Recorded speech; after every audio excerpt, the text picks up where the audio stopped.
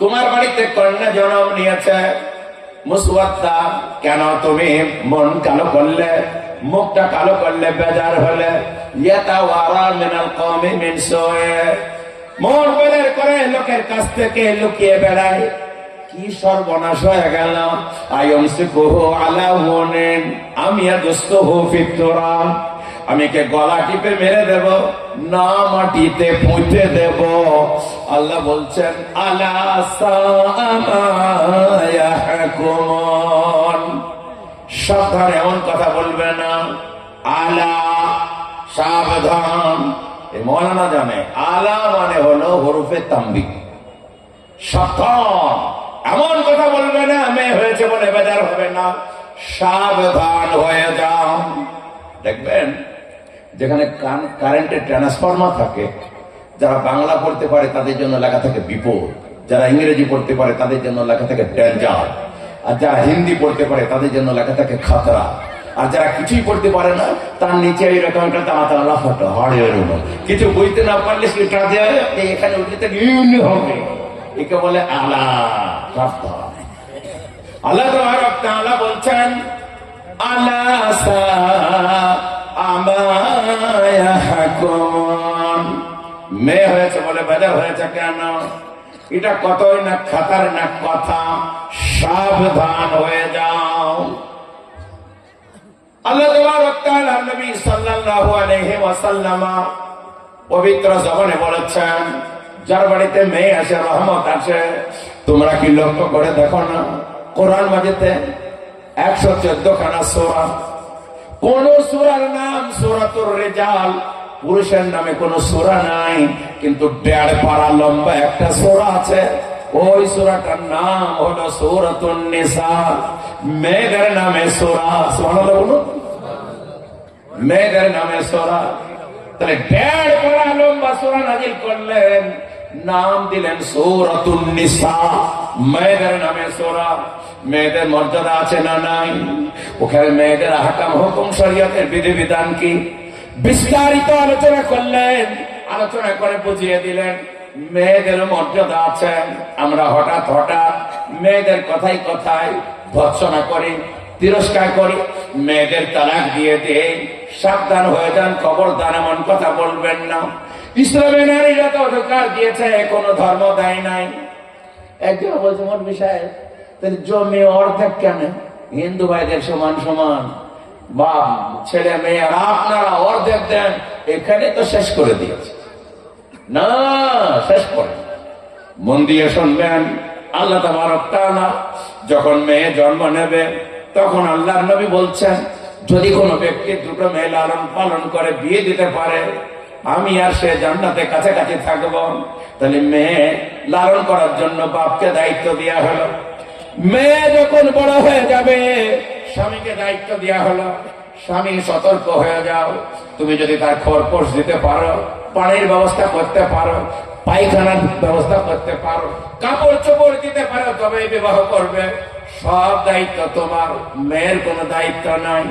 মেয়ে যখন বুড়ি হয়ে যায়, ছেলেকে ডেকে বলে, ও ছেলে রে, ইন্নাল জান্নাতা তাহতা আকদামি উম্মাহাতিকুম, তোর মায়ের পায়ের তলায় তোর জান্নাত।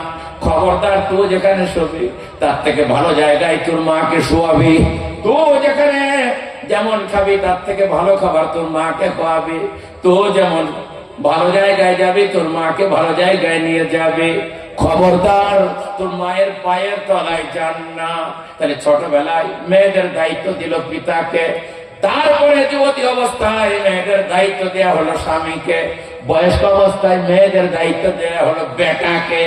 মেয়েদের টাকাই তো দরকার নাই, তাও আল্লাহ বলছে তোর মন খারাপ করবে, আর দেখলি দাদা পকেটে রাখা, খুশি হবে। মেয়েদের কোন প্রয়োজন আছে? সব দায়িত্ব তো এদের, বুঝে এসছে না? বুঝেন আল্লাহ তাবারক তাআলার প্যারা বান্দা, মেয়েদের এত অধিকার আল্লাহ তাবারক তাআলা পবিত্র কোরআনে দিয়েছেন। বলেছে খবরদার, পুরুষের দল বিবাহ যখন করবে হঠাৎ খবরদার তালাক দেবেন না। আল্লাহ তাআলা কোরআনে এই সূরাতে বলছেন, ওয়াল্লাতি তাখাফুনা নুশুজাহুন্না ফাইদুহুন্না ওয়াহজুরুহুন্না ফিল মাযাজি', واضربوهن فإن أطعنكم فلا تبغوا عليهن سبيلا إن الله كان عليا كبيرا আল্লাহ তাবারক ওয়া তাআলা পুরুষদের সতর্ক করে দিয়ে বললেন ওয়াল্লাতি তাখাফুনা নুশুজাহুন্না, ও পুরুষের দল, যে সমস্ত মহিলারা তোমাদের নাফরমানি করে, তোমাদের অমান্য করে, তোমাদের অবাধ্য, সাবধান হয়ে যাও। খবরদার, যদি অবাধ্য হয়ে যায় সামান্য কারণে তালাক দেবে না। তোমার বাড়ি নদিয়া মুর্শিদাবাদে বিয়ে হতে পারে, তোমার বাড়ি নদিয়া কাশ্মীরে বিবাহ হতে পারে, বর্তমানে বিবাহ হতে পারে, কন্যাকুমারীতে বিবাহ হতে পারে। একই রাতে এত মোহাব্বত, এত ভালোবাসা হয়ে যায় স্বামী আর স্ত্রীতে। আল্লাহর নবী বললেন লাম তারাল মুতাহাব্বাইনে মিসলুন নিকাহ, বিবাহের মধ্যে এত মোহাব্বত তৈরি হয়, এইরকম মোহাব্বত তোমরা দুনিয়াতে কিছুতে পাবে না। একই রাতে বাবার থেকেও আপন, ছেলের থেকেও আপন, ভাইয়ের থেকে আপন স্বামী স্ত্রী হয়ে যায়। যায় না? যায় না? এটা 95%। 1% একটু বিঘ্ন হতে পারে, মোহাব্বত জমতে দেরি হতে পারে, কিংবা দুর্ঘটনা ঘটতে পারে। তাই বলে কি তুমি তালাক দেবে? না না না না, মেয়েদের বেটা হাড়ে তৈরি করা হয়েছে। মেয়েরা যদি তোমার অবাধ্য হয় তালাক কথা বলবে না। আল্লাহ তাআলা কোরআনে বলছেন ওয়াল্লাতি তাখাফুনা নুশুজাহুন্না, ওই মহিলা যারা তোমাদের অবাধ্য, যারা তোমাদের মানতে চায় না, তোমাদের মোহাব্বত করতে চায় না, ফায়দুহুন্না, তালাক দেবে না। বেশ কিছুদিন তোমরা তাদের উপদেশ দাও, নসিহত করো, ওয়াজ করো, তাদেরকে বোঝাও, নিজে বোঝাও, মৌলানাকে ডেকে বোঝাও, মা বাপকে ডেকে বোঝাও, এইভাবে তোমরা চালাও। খবরদার এই মুখে তালাক কথা ব্যবহার করবে না। এই মেয়েদের বোঝাইতে যে যদি মিথ্যা কথা বলতে হয় বলো। অনেকে তো মিথ্যা কথা করতে মানা করে, হাদিসে আছে মিথ্যা কথা সব পাপের গুনাহ। কিন্তু নবীজি বলেছেন লা ইয়াহিল্লুল কাযিবা ইল্লা ফি সালাস, আল্লাহর নবী বলেন 3 জায়গায় মিথ্যা কথা বলা যায়। যুদ্ধের ময়দানে কৌশল অবলম্বনের জন্য মিথ্যা বলা যায়। দুজন ভাইয়ের মধ্যে ঝগড়া হয়েছে, মীমাংসার জন্য মিথ্যা বলা যায়। স্বামী স্ত্রীতে ঝগড়া হয়েছে, মিল মিলাপ হচ্ছে না, মিথ্যা বলে মীমাংসা করা যায়। স্বামী যদি স্ত্রীকে মিথ্যা বলে তাকে রাজি আর খুশি করার জন্য, স্ত্রী যদি স্বামীকে মিথ্যা বলে রাজি আর খুশি করার জন্য যায়। বেতুয়া ডর থেকে 150 টাকা দিয়ে শাড়ি কিনে এনে যদি বলেন 750 টাকা দাম, যায়। মানে ব্রিটিশ তো একটু দাম বললে বেশি খুশি হয়, ঝেড়ে দেবেন যে আহলে হবে, বলবেন 750। আর যদি 1500 টাকা দিয়ে কিনে এনে বলেন 150, বলবে কিচ্ছু তুমি চেনো না। আমাদের শুরুলে আমার এক হুজুর ছিল হুসাইন আহমেদ, আজ থেকে 40 বছর আগেকার কথা। 7.5 টাকা দিয়ে কড়াই কিনে এনেছি, কড়াই, আলু ভাজার কড়াই। বলছে বেবি কত দাম? বলে 7.5 টাকা। বলি আমি নেব না। এই কানাটা বেকার, একদম তলাটা একবারে পাতলা, আর কেমন ধরনের আমি 90 হাট কানা করতে কোথায় কার হুজুর বুঝতে পেরেছে কি রোগে ধরেছে। উনি বৃহস্পতিবার বাড়ি আসতেন, শনিবারে যেতেন। পরের দিন বৃহস্পতিবারে আবার ব্যাগে নিয়ে যায় ছাত্রদের কাছে যে বলছে ভালো করে মাছ ভালো করে মেজে একদম 3-4টে ভালো কাগজ লাগিয়ে আবার ব্যাগে করে নিয়ে এসে পরের বৃহস্পতিবার বলছে তোর জন্য কত অপমান হবো বল, এটা লে 22.5 টাকা বেশি দিয়ে 30 টাকা দিয়ে কড়াই এনেছিলে, তুই আশা করুন হোক আমার যাই হবে। কড়াইটা খুলে বলছে মুন্সি কড়াই সেদিন কোথা ছিল, কি মানাদের কানা, ভেতরটা কত ভালো, তলাটা কত তলাটা কত মোটা, বুঝতে পারলেন না? বললেন মেরে দেবেন, যা হবে। আল্লাহ তাআলা বলেন ওয়াল্লাতী তাখাফুনা নুশুজাহুন্না ফাইজুহুন্না, ওই মেয়ের দল যারা তোমাদের নাফরমানি করে তাদের ওয়াজ করো, তাদের নসিহত করো, বোঝাও। তালাক কথা বলবে না। বিশ্ব নবী বলেছেন সালাসাতুন জিদ্দুহুন্না জিদ্দুন ওয়া হাজলুহুন্না জিদ্দুন, 3টে জিনিস ইয়ারকি করে বললেও হয়ে যায়, সত্য করে বললেও হয়ে যায়। আর নিকাহু ওয়া তালাক ওয়া লিতাক, গোলাম আযাদ করা আর তালাক দেওয়া আর বিবাহ করা, দুজন সাক্ষীর সামনে স্বামী স্ত্রী মানে একটা ছেলে একটা মেয়ে যদি বলে আমি তোমাকে বিবাহ করব, ও যদি বলে কবুল করলাম, জায়েজ বিয়ে হয়ে যাবে। এই জন্য এখানে চলে না। যদি স্বামী স্ত্রী আপনার অভিনয় করে, অভিনয় করতে করতে যাত্রা করতে করতে অভিনয়ের মাধ্যমে স্বামী যদি স্ত্রীকে বলে তালাক, তাও হয়ে যাবে। এখানে ইয়ারকি করা চলবে না। বুঝতে পারলেন না? পারলেন না? খবরদার কথা বলতে হবে। এত লাখ লাখ টাকা খরচ, হাজার হাজার টাকার ব্যাপার, তারপরে তোমার সন্তান, তারপরে ছেলে মেয়ে, মা বাপ, দুটো বংশ, দুটো খানদান জড়িয়ে আছে, আর তোমার মুখ দিয়ে যা তোমাদের বলে দেবে, সামনে কথা বলবে। খবর আল্লাহ তাআলা বলছেন ওয়াল্লাতী তাখাফুনা নুশুযাহুন্না ফাইযুহুন্না, ওই মেয়ে যারা তোমাদের অবাধ্য হয় তাদের তুমি নসিহত করো। যদি নসিহতে কাজ না হয় ওয়াহজুরুহুন্না ফিল মাযাজি, কিছুদিন বিছানা আলাদা করো। তাকে বাড়িতে দাও, তুমি মসজিদে থাকতে লাগো। তাকে এক ঘরে দাও, তুমি আরেক ঘরে থাকতে লাগো। যদি সম্ভ্রান্ত ঘরের মেয়ে হয় নিশ্চয় বলবে ভুল হয়েছে, আমাকে ক্ষমা করো, আমার কাছে এসো। তাকে যদি ক্ষান্ত না হয় আল্লাহ বলছেন ওয়াদরিবুহুন্না, এবার কিছু মার দাও, পিটাইয়ে দাও। তাহলে প্রথমে কিন্তু মার নয়, প্রথমে হচ্ছে নসিহত, তারপরে বিছানা আলাদা, শয্যা আলাদা করো, তারপরে হালকা ফুলকা মার দাও। যেন তেন প্রকারে মারা হবে না, যেন তেন কারণে মারা হবে না। চার কারণে বিবেকে প্রহার করতে পারেন। প্রকার বললো, চার কারণে বিবেকে হালকা ফুলকা প্রহার করতে পারেন। এক নম্বর হলো বিবি ফরজ গোসল করতে চায় না, নাপাক থাকে। বুজুর্গদস্ত ফরজ গোসল যদি করতে না চায়, নাপাক থাকে, শরীর স্বাস্থ্য ভালো আছে, জ্বর নাই, জ্বালা নাই, অসুখ নাই, হাঁপানি নাই, ঠান্ডা নাই, টাইফয়েড নাই, তাও গোসল করবে না। নাপাক অবস্থাতে ঘোরাফেরা করেন, আর আপনার নামাজ কাজা করে দেয়, ফজর কাজা করে দেয়, জোহর কাজা করে দেয়, এমন মহিলাকে হালকা ফুলকা মারা চলে। নবীজি বলেছেন লা তাদখুলুল মালাইকাতু বাইতান ফিহি কালবুন আও সূরাতুন আও জুনুবুন।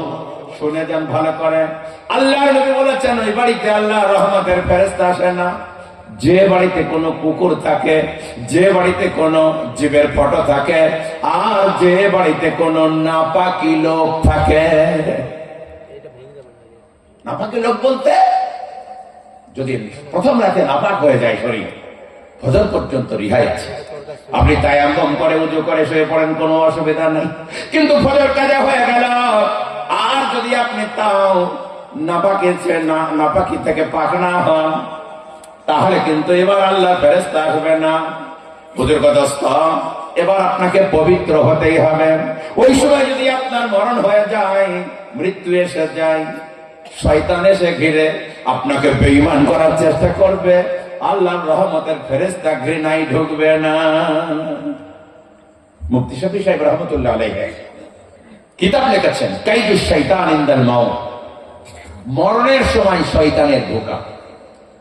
তাকে উনি লিখছেন যখন মানুষের মৃত্যুর সময় হয়ে যায়, চারিদিকে লোকে বসে পড়ে, ওপর টান ধরে গড়গড়া আসে, মুমূর্ষ সময় হয়, তখন তাকে চারিদিক থেকে লোকে যখন কাঁদে, তখন তাকে শয়তানে ঘিরে, তার 40 বছর আগে বাপ মারা গেছে, দাদা মারা গেছে, মা মারা গেছে, তারই রূপ ধরে শয়তান আসে।